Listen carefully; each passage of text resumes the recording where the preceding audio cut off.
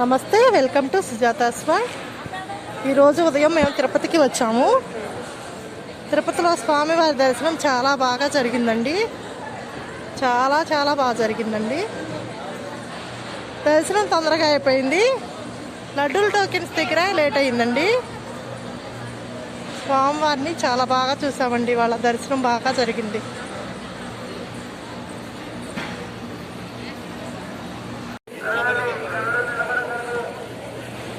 Corona అయినా కానీ స్వామివారిని చూడాలని కోరికతో వచ్చినందుకు చాలా బాగా దర్శనం జరిగిందండి.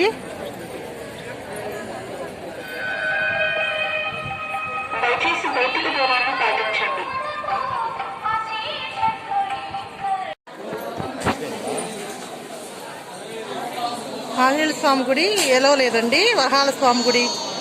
ఈ వీడియో మీకు ఉపయోగపడుతుందేమోనని పెడుతున్నాను.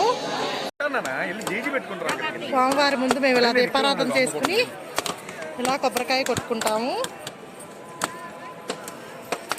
చూడండి మనకి గుడి ఎంత బాగా కనపడుతుందో. పొద్దున్నే స్వామివారిని దర్శించుకున్నాము. తర్వాత భోంచేసి ఇలా పార్కుకి వచ్చాము పిల్లల్ని తీసుకుని. శంకు చక్రం నామాల పార్క్ అంటారండి ఈ పార్కుని. ఇక్కడ మొక్కలు అవి కూడా చాలా బాగున్నాయి.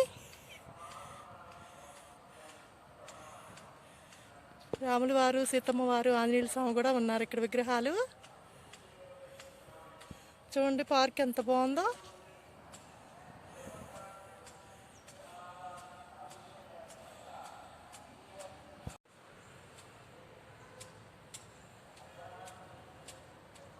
ఇప్పుడు తిరుపతి వచ్చినా కానీ స్వామిని దర్శించుకుని ఒక రోజు ఉండి వెళ్ళిపోతున్నారండి. మేము చిన్నపిల్లలప్పుడు మా అమ్మ మా నాన్నతో వచ్చి పార్కులో చూసి ఫొటోస్ దిగి అలా వెళ్ళేవాళ్ళమండి. చూడండి ఎంత బాగుందో. మా చిన్నప్పటి రోజులు గుర్తొస్తున్నాయి వాళ్ళ ఇవన్నీ చూస్తుంటే. చాలా బాగుంది కదండి పార్క్ కూడా.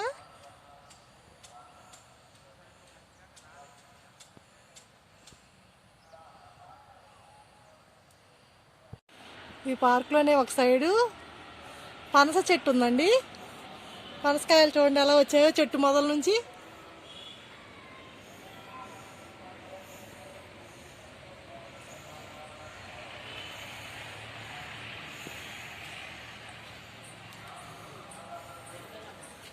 చాలా బాగున్నాయి కదా. బొప్పాయి మొక్క ఉందండి. బొప్పాయికాయలు చూడండి ఎలా ఉన్నాయో. మనకి కరోనా వల్ల ట్యాప్ సిస్టమ్ కూడా ఇలా పెట్టారండి. ఇలా కాలుతో బట్టలు వచ్చితే పై ట్యాప్లో వాటర్ వస్తాయి. మనం చేతితో టచ్ చేయకుండా.